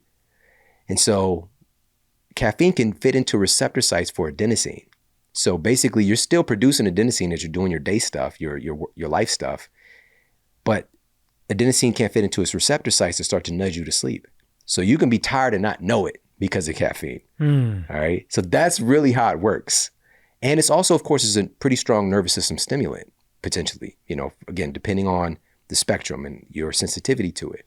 So there's a couple of ways that caffeine makes us kind of feel good or feel like I have more energy, right? So it has this resonance with the human body to even fit into receptor sites for something so remarkable. And humans have been having caffeinated stuff for, thousands and thousands of years. So with that being said, it's probably not a good idea to, if you're out at dinner, and you've seen this so often, I'm sure, they'll come around after dinner like, cappuccino, little cappuccino, You don't want to, if you're trying to get good sleep, you don't want to get the cap, right then, okay? No cap. That means no lie, by the way. All right, that's what, shout out to the young folks. So, you probably want to avoid that. And also, alcohol, same scenario here as well. It's not, alcohol, funny enough, isn't as invasive to our sleep as caffeine can be in some aspects, because alcohol does in fact make you fall asleep faster. Fact. And many people know that. They drink alcohol to help them to wind down and go to sleep. But what's also very clear in the data is that it dramatically wrecks your REM sleep if you're having alcohol close to bedtime. It's called this REM rebound effect. So your REM sleep gets fractured, essentially. And during REM sleep is like, again, what I mentioned, it's where memory consolidation happens. And so this is why if you drink too much, if you drink a lot of alcohol, you have this phenomenon of not remembering what happened, right? Not this ever happened to you, Dhru. Nobody listening, but maybe you know somebody. Maybe you know a guy. They don't remember what. No, did I do that? They don't remember, right? It's because of the REM sleep being fractured. It's not just because alcohol it's so crazy that alcohol is kind of put in this different camp. It's a psychoactive substance. Very, very strong, super legal in our society. And it's just kind of like overlooked that it's a very strong psychoactive substance. And more people die from alcohol than just about any drug you can name. Like you could combine a bunch of drugs together, some of the most nefarious. More people die from alcohol. Not to rain on anybody's parade, let me just be clear. If you're trying to get your sip on, all good, more power to you. It's just being aware of these things, right? And so in that, there's that aspect of it, but with caffeine, this is something where you can put it in its pocket, where if you're gonna have caffeine, you know that it's disrupting your sleep quality potentially, just have a caffeine curfew, like have a cutoff time. Get your couple cups of coffee in before noon, right? Or whatever the case might be, whatever plan you have as far as getting to bed at night. So it's not saying that it's off limits, but just respect the fact that it is a very strong nervous system stimulant and it is blocking this adenosine pathway, right? So you could think you have more energy than you really do in a strange way. And also the source that your caffeine is coming from matters a lot, because a caffeine that's in a pre-workout supplement is very different from the caffeine coming along with organic coffee. Now, we might say, if we look at the chemical makeup, same thing. But that's the problem with health care and health in general today, is that we've been led to believe that a synthetic version of the thing is the same as the thing in its original state. I'll give you a great example. I just found this out, that about 90% of the vitamin C supplements out there that you'll find, like when you're checking out, these little packets are from GMO corn. 90%. All right. So do you know how much work you have to do to get some vitamin C out of that weak piece of corn, GMO corn? It takes a lot, right? It's kind of like even a byproduct. They're probably trying to get high fructose corn syrup, and they got all this leftover, like throw it in some packets, say it's going to help you to fight your colds, right? There's something remarkable about, and we've got studies on this, botanical sources of vitamin C. So one of them is camu berry. Do you know about camu? I do. Yeah. So come on, man. We come from the raw food days. Facts. Come My on. bad. No disrespect. No disrespect. For those that are listening, little sidebar. Mr. Shawn here and myself were at one point in time raw vegans. We didn't know each other at that time, but we were hanging out in the same circles. I knew about Dhru. I knew about you, man. You were out here making it happen. For real. Well, appreciate it. So yes, camu was one of the darlings of the raw food space. Yes. They would talk about it often, but tell our audience why it's so powerful. Sure. It was thanks to one of the experts at the USDA, food scientist, who did some logging and just started to track this stuff of like highest botanical sources of various nutrients. One of those things he categorized was vitamin C. Camu berry was found to be the highest botanical source of vitamin C by far. Like a teaspoon is like 700% of your RDA of vitamin C, like just a tiny amount. And so one of these studies, this was done on smokers. All right. So this was a study that was done on smokers, and they wanted to find out, does synthetic vitamin C versus camu berry actually hold up any kind of clinical benefit for somebody bringing in a strong, oxidating factor, right? And so after giving the test subjects the camu camu berry, they found that that did in fact reduce their oxidative stress. The synthetic, basically that was the placebo, did nothing. All right. So it had no protective benefit from what they were measuring. All right. So again, we know that there's something remarkable about, it's not just the vitamin C. What about these cofactors? What about the things in that food that make it actually work and make that language transfer, that translation from external food stuff into human cell, that translator, is it going to be more effective with real food versus a synthetic isolated thing? And clearly, food first. There's something special about it. We're still trying to figure this out. We just don't know. We just don't know. There are hundreds of other food elements, even within that one fruit, that we still don't understand yet, right? We're just still operating on the stuff that we do know. But big picture things, we know that does work to help to reduce oxidative stress. So the botanical source is going to be ideal.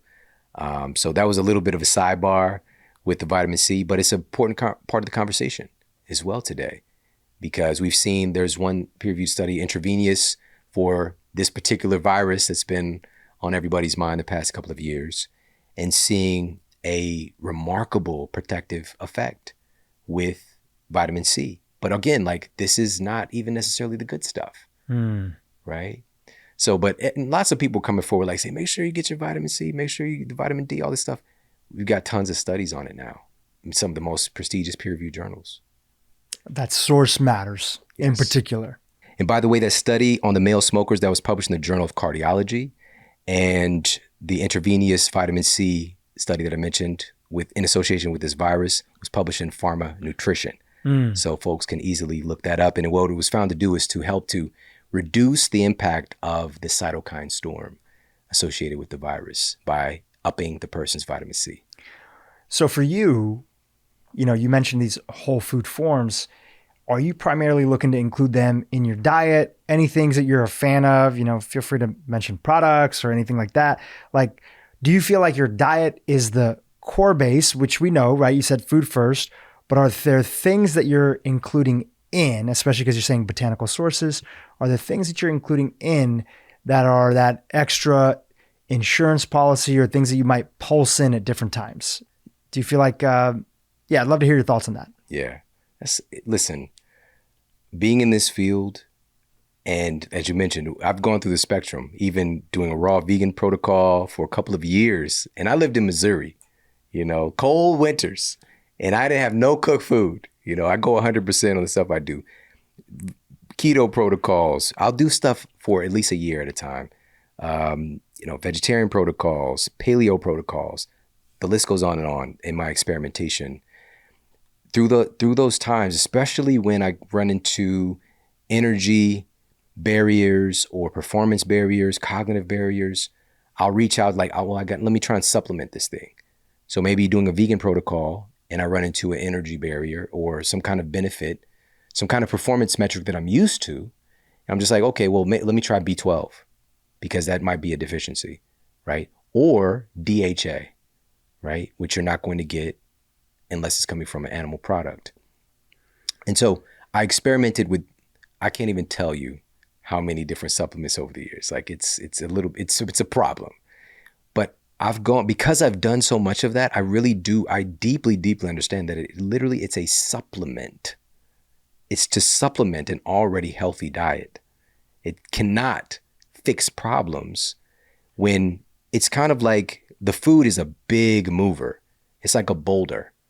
And the supplements are like tiny little nerd candies. Like they're tiny little pebbles, right? It just doesn't have the same metabolic weight. Not to say that these supplements can be incredibly helpful, but we got to get the other stuff dialed in because you could be doing stuff with the big movers, big food, not that big food.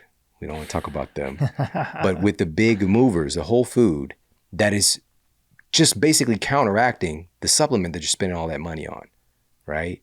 So get the food first with supplements. At this point, I've really just kind of zero in on, I listen to my body now a lot more and I just have a feel for things. and also just understanding what I'm eating, food combinations. But I'll tell you a couple of things that I have on a consistent basis. One of them is DHA specifically. So DHA and EPA, but specifically DHA is so important. And again, this is just on straight up hardcore science because I did a brain scan with Dr. Daniel Amen. He had me on his show, and it's called Scan My Brain, right? So he scanned my brain, and he could see, he was just like, this looks like the brain of somebody who's been in a lot of fights, which, man, I was in a lot of fights. Wow. I got kicked out of school, high school for a year, got kicked out of college. Just growing up in a volatile environment, again, solving problems with fighting, And I didn't get hit too many times, though. I don't know why he said that. But there was this one time. I ran into a wall. That's a whole other thing. But also, he's just like, this looks like the brain of somebody who played football and has had some head trauma being in fights. And when I was 4 years old was my first head trauma. I have this scar on the back of my head. And my mother and the neighbors' caretakers, I don't remember if it was his mother, but there were two of them there. This kid, he's a bigger kid. I was like in preschool, I was 4. He was like 6. And we kept getting into little scuffles, little kids, but they made us fight each other. And this is not great parenting, by the way. And I understand today, I can look back on it with understanding. But at the time, I mean, I detested my mother for this. Like, I felt my safety, like, that's your mom. I felt like my safety was stripped from me because I just remember very specifically feeling like, I don't want to do this. Why is she making me do this? But she understood the environment we were in. She wanted me to be tough. She wanted me to be capable. She wanted me to be able to defend myself, and I get it. Some of those things that she was kind of encouraging me, it saved my life a few times. Because you got hit and you weren't as afraid of it, and you kind of like, it was a little bit more of a controlled environment. Is that what you mean? Like, in the sense of like, she was telling you to fight this other kid, and it was the idea of like, look, this is going to happen anyway, so let me just be around to be a process of toughening him up. Yeah, that's a great way to articulate it. Yeah. But within 2 seconds of the fight commencing, the kid pushed me into the corner of a brick wall outside on our stoop and just split my head open. Oh my gosh. And, I was rushed to the hospital. I was on the gurney, the lights going over, the whole thing. And I felt so bad. Like, I felt like I let her down, and I was just like, I'll get him. And sure enough, so I had a bunch, I got stitches and the whole thing. But, I caught him slipping, this little kid, and, I got back at him. I'm not proud of that. But that kind of set the tone for like, I'm not going to allow you to hurt me. Like, I'm not much. The funny thing is, if we weren't doing this, I'd be in my office reading a book or researching.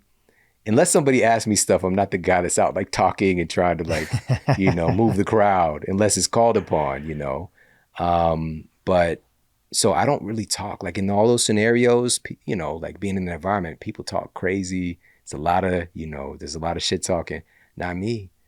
But as soon as the threat comes, I would just attack, And again, that was a phase of my life. But once again, the crazy thing is, once I got physically healthier and really worked on changing my own health, it just simply didn't fit anymore for me to see people as a threat constantly, because that's all I look for in my environment. Who's the threat? Who's the threat? And start to see people as people,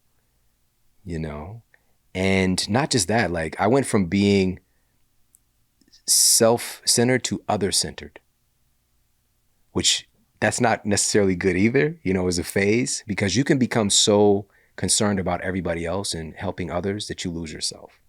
Yeah. Right. But that was a part of my healing, and to come to this place of balance, to sit here with you today and not seem like the guy that was out there, shutting the club down, throwing hands and that whole thing. And so to bring this all back full circle, getting a chance to see my brain, it's one thing to be aware of a thing, but to see like, oh, wow, I see the area of my brain that's not getting the blood flow, the activity. And he's got such a huge database. Like, I think they've got over 200,000 brain scans that they've done. He knows the stuff that can move the needle. And so for him, it's just like, you have to get serious about DHA. Mm. And so number one, again, food first. What's going to be the viable food source? Everybody at this point probably knows this: fatty fish. The Journal of Neurology did some data on this. They found that folks eating just one seafood meal per week do in fact perform significantly better on cognitive skills tests. Even later in life, just one seafood meal per week. There's something to that. But here's the thing with DHA specifically, and if you're doing a vegan or vegetarian protocol, we're inclusive here. So when I was doing clinical work, people were coming in, I would have everybody get on like flaxseed oil and hemp seed oil and all these things. And I meant well, because I was like, you got to get your omega-3s. That is not the same as what the brain, when we're talking about DHA, those are used for structural fats to make your brain cells, all right? Structural fats. So this enables signal transduction. This literally means your brain cells can't talk to each other efficiently when you're deficient in this particular substance. So DHA. It's ALA is what's in these plant sources. And your body can convert. This is the great thing about, and right now we're starting to understand how it happens, but your body can convert some ALA into DHA EPA. But you can lose upwards, depending on the person, your microbiome, your state of health, your genetics. You could lose 75, 90% in the conversion process. You will never reach the amount of DHA that you need, which again, another study that was actually using fMRIs to look at the brain, they found that people who were getting less than 2 grams of DHA per day had the highest rate of brain shrinkage. All right, so their brains were shrinking when they were, so the 2 grams is the bar. You're not getting anywhere close to that if you eat 2 cups of chia seeds. All right, you get closer to a bathroom, but you're not going to get closer to having the brain that you want, right? And so, just one quick question on that. So to get that 2 grams equivalent, of course, you see a lot of supplements. It's pretty easy on the back, do the math and that sort of thing. But if you're getting it from food first, I mean, how many servings of fish are we talking about? Is 1 serving a day 2 grams? Is it more than a serving a day? We don't even need to eat fish every day. And also, again, then you get into the conversation about pollution and heavy metals, all those things, which we get so neurotic about that stuff and we miss the bigger point, right? Mercury is not out here like that on these streets, in these oceans, all right? As far as the fish are concerned, bigger fish, okay, tuna, yeah, swordfish, yeah, maybe be mindful.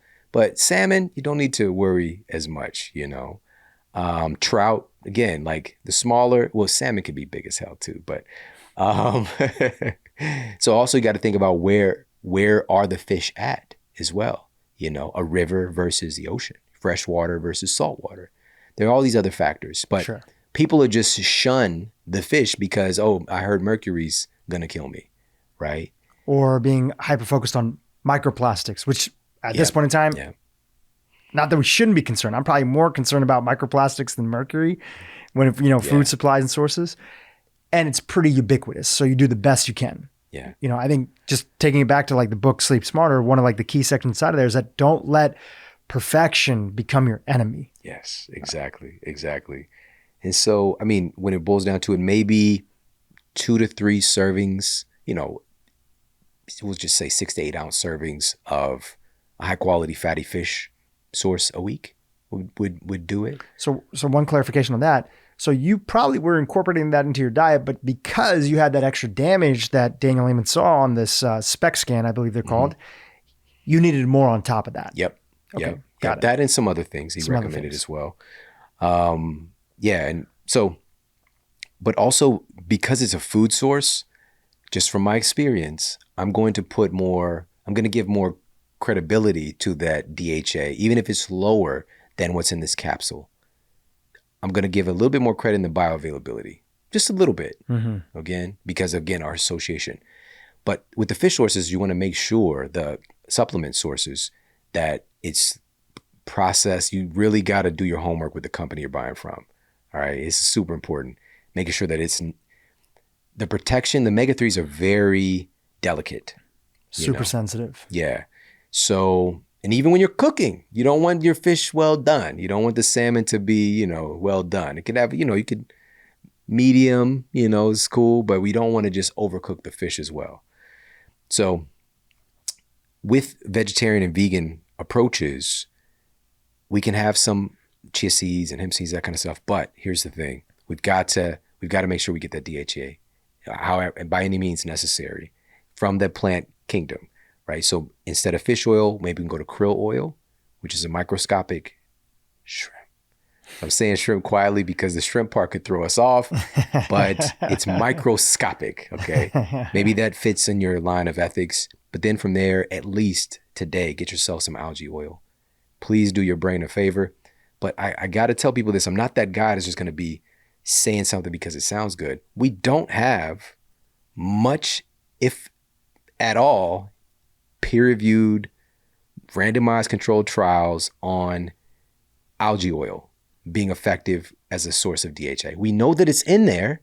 We know that the concentration is in there, but most of the studies are done on fish oil. And not to say that it can't be done or won't be done, but just right now we don't have it. Krill oil has some studies on it, and it's fantastic.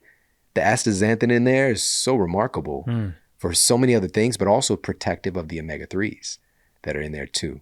So if you're on a vegan or vegetarian protocol, please get an algae oil like yesterday. And, from there, this isn't the only source of omega-3s. We also have eggs as well, grass-fed beef. The number one source is actually fish eggs. So salmon roe, caviar. Dr. Lisa Mosconi, again, neuroscientist, who's literally doing brain imaging, looking at the brain. She could see, these fish eggs, like eating this source of DHA actually shows up better for the brain than these other sources. So yeah. Powerful. So DHA is one. Another supplement that I do on a semi-consistent basis is camu berry, little combination camu berry, amla berry, and acerola cherry. These are, for me, top 3 vitamin C sources. Botanicals. And that's under the immune category, or just like a general, like, is there any sort of particular, if you had to carve it out, would you say that's just general immune system? That's what people know vitamin C for, is for the immune system aspect. But vitamin C is a powerful antioxidant that does so much more in the body than just assist with our immune system. One of those things that it's responsible for, it plays a role in, is our sleep quality. All right, so this was published in the journal Appetite, and also PLOS One had some data as well, Public Library of Science 1. And it demonstrated that insufficient intake of vitamin C increases the likelihood of sleep disturbances and shortens the duration of overall sleep time. All right, so vitamin C isn't just a one-trick pony. All right, it does a lot of wonderful things for, yes, our immune system, our skin health, our sleep. So yeah, that's another reason that I get it in. I'd say at least around 3 to 4 times a week.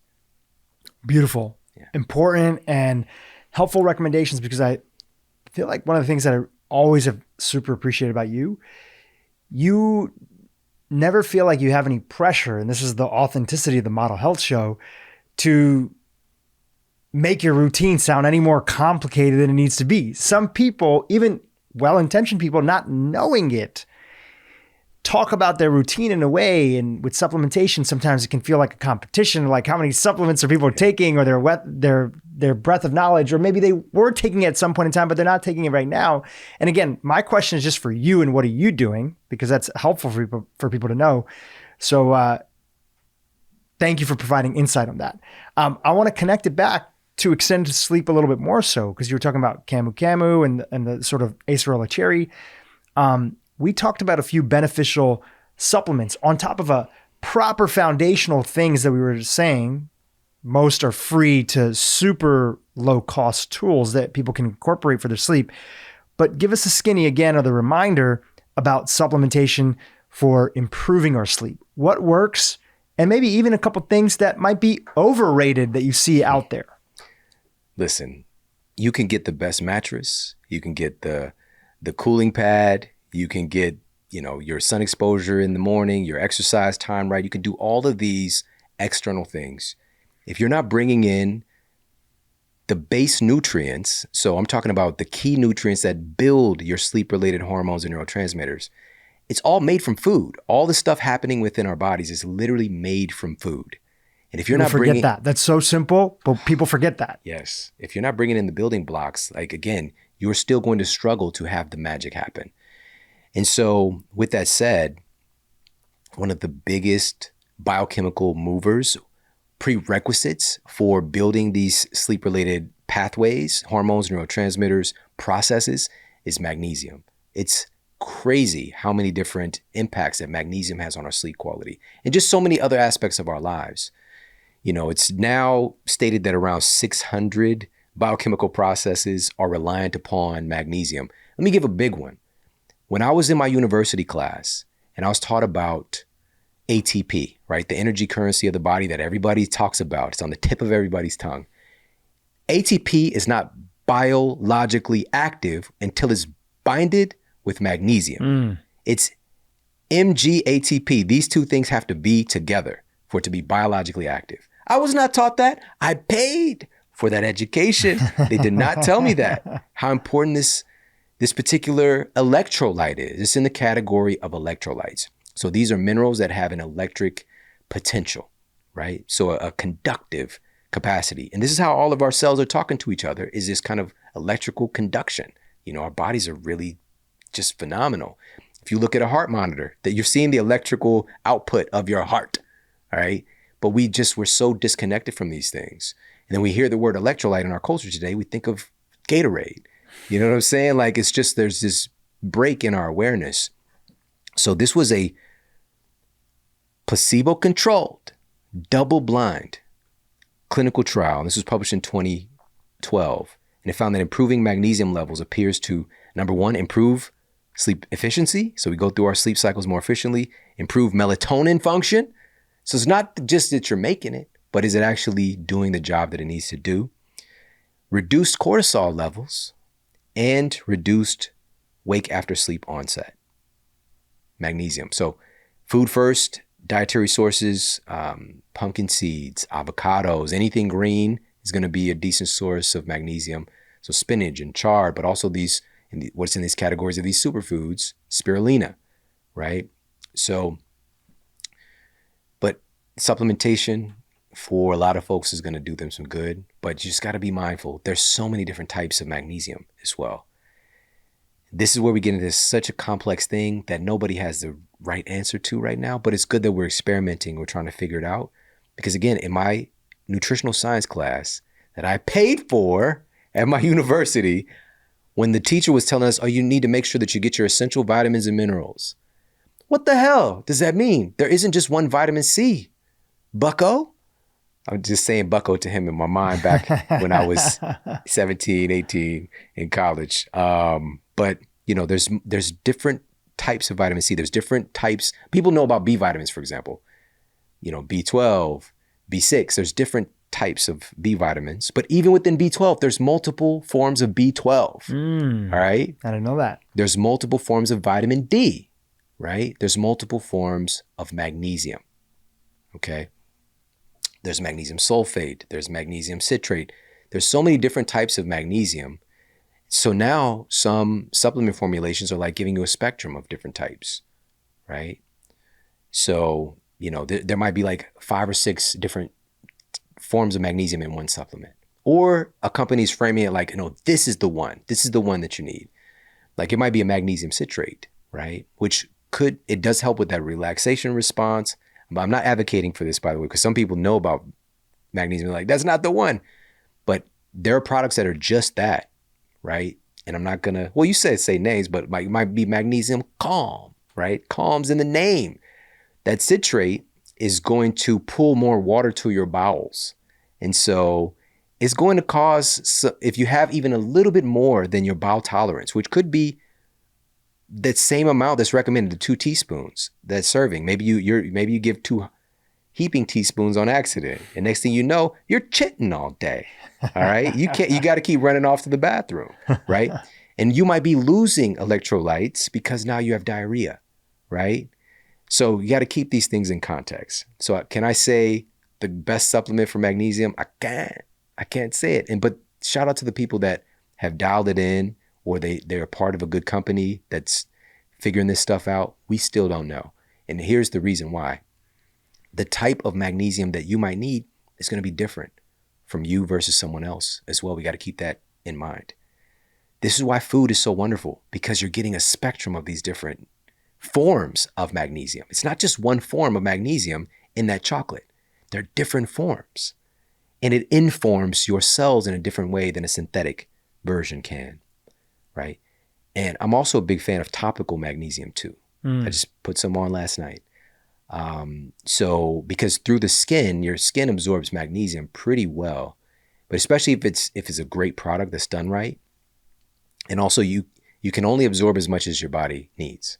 You know, it's not going to hit a bowel tolerance. You're not going to be rubbing on your skin. You just have to like run to the toilet. Which, by the way, I think Natural Calm actually changed their source of magnesium from citrate to something else, probably because so many people were having that issue. I haven't had it in years. I haven't checked them out in years. So I'm not to try to drag them. I think it's a great product from back in the day when I used to have it. It was also very helpful, like if somebody was doing a cleanse. Totally. Get yourself some of that magnesium. Somebody who's a little constipated, get them some Calm. Yeah. But now it doesn't work anymore. I was going to recommend it to somebody and it didn't have citrate in it anymore. I was like, all right, got to find something else. Oh man, hit that poop button. So yeah, magnesium is definitely, as far as the sleep building hormones, neurotransmitters, pathways, magnesium is needed to even your muscle function, right? The relaxation response of your muscles, your body being able to relax. You can't really turn stuff off effectively without magnesium being present to run all these different processes. It's crazy how much it's responsible for. But guess what? It's very likely the number one mineral deficiency in our society today. I believe the latest statistics are somewhere around 56% of the American population is chronically deficient in magnesium. Wow. All right. So it's a big deficiency. Why is that? Well, number one, we're not eating real food anymore. And number two is magnesium is responsible for so much. It's getting zapped from our system. It's a stress modulating electrolyte. It's a stress modulating mineral. And we live in incredibly stressful, abnormal conditions today.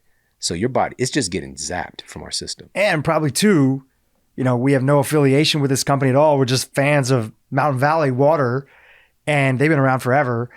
They have natural magnesium contamination on there, which a lot of spring water does, right? If you look at the back of the bottle, it says naturally occurring at the source, there's a certain amount of magnesium. And human beings who had and typically would set up villages around the world around springs would get their water from there. And we probably got a lot of natural contamination of magnesium in a good way. Concentration. Yeah, just through there. You said contamination. Well, meaning in a good way, not in a bad way. I actually didn't mean contamination. Oh, you got natural contamination. We often use contamination as a bad word. I love it. But as actually a positive thing. It has natural contamination. It has natural concentration. Me and you should get contaminated right after this episode. You know what I mean? In a good way. I love it, man. Let's change these things around. But you mentioned it. Magnesium's in here on the label: magnesium, calcium, potassium. Those are three of the most important electrolytes. Totally, which was naturally found in a lot of sources of spring water that's out there. So that probably plays into it. We have all this water that is great, has to be cleaned up and goes through the different systems and stuff, but doesn't have the same sources of minerals that we were used to. Nonetheless, we live in the modern world, and that's why we have podcasts like mine, like yours, to do the best that we can with the circumstances that we have. And when it comes to sleep is one of those things that if it's off or if it was on for you for a time period, and then because of a stressful few years, maybe stressful stuff that's going on right now that you don't have control over directly, not that you can't influence things and be the best citizen you can be, you could have a messed up sleep protocol again. So if anything, today's episode is that reminder that it is so fundamental to being the best version of you that please, for not just you, but for the world that could benefit from you being your best, give it the attention that it deserves. Any other final thoughts that you want to toss in? I mean, man, that's perfectly said. So perfect. I really admire you so much, man. And I appreciate you, making this accessible and doing things at such a high level with such grace. It's so important today, and just thank you so much for creating this platform and making it accessible for people to learn this stuff, because what we're all trying to do, nobody's waking up like, you know what, I want to feel terrible today. I want to look my absolute worst. We all want to look good. We want to feel good. Most importantly, my advocation today is for us to strive towards being better humans. I think that that's one of the big issues today, is that, we're so externally focused and so worried about everybody else, and we're not focused on being the best us possible. And so much of our divisiveness today is really rooted in our very clear lack of health as a society. Our mental health is, it's insane, the levels of mental health issues that we have today. Over the last 2 years, but things were already elevating to astronomical levels. But then you add that to it's basically, putting gasoline on the fire, where we saw prescriptions for antidepressants shoot up over 20%, anti-anxiety, I think it was over 30%, medications. But then here's the problem. We don't tend to let go of the crutches, the biological crutches that we take on, right? So what's going to happen, what we're seeing in the data is the weight that we've picked up the last 2 years. There's this concept of recidivism. Once you pick it up, it's very difficult to let go of. The CDC looked specifically at our children during the first year of the pandemic, and they saw that rates of children who were just moderately obese, their annual rate of weight gain doubled from around 6.2 pounds per year to 12 pounds a year. All right. And we might think, okay, they'll get back on track once this situation's over. No, especially during childhood, once we venture into the state of obesity, it becomes exceedingly more difficult to get to a healthy weight and a state of health as we get older. So the mental health issues, especially our children, again, the CDC, who everybody's been pointing to, but nobody's actually looking at their data, because they oftentimes contradict themselves with policy based on the data that is readily available on their website.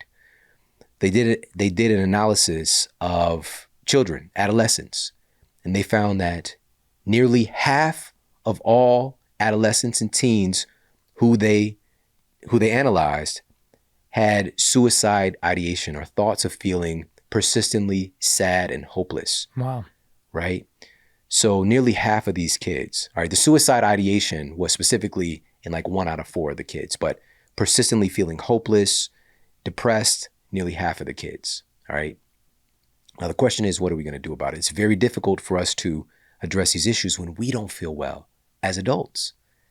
And we all know what it's like. One of the things that I heard in my household growing up so often, my mom would say, "I'm tired, Shawn, I'm tired." When she would try to scrape up a few dollars for me to run to McDonald's rather than her making dinner. She was tired. She was busting her ass, working overnight at a convenience store at a point to try to pay the bills. She would sell her blood to try to pay our bills. She did all these things, try to make ends meet. But what results when we're not well is that it becomes more difficult for us to be there and to be an observant, good parent, and for us to stack conditions in the favor of our loved ones for better outcomes. So, to wrap it all up, man, I feel that the solution for many of our problems today, economic, social, is to get healthier citizens, is to advocate for our physical and mental health. Because with healthier people, we can have healthier conversations more easily. It's not that I can't have compassion for you and perspective take if I'm not physiologically well. It's just harder.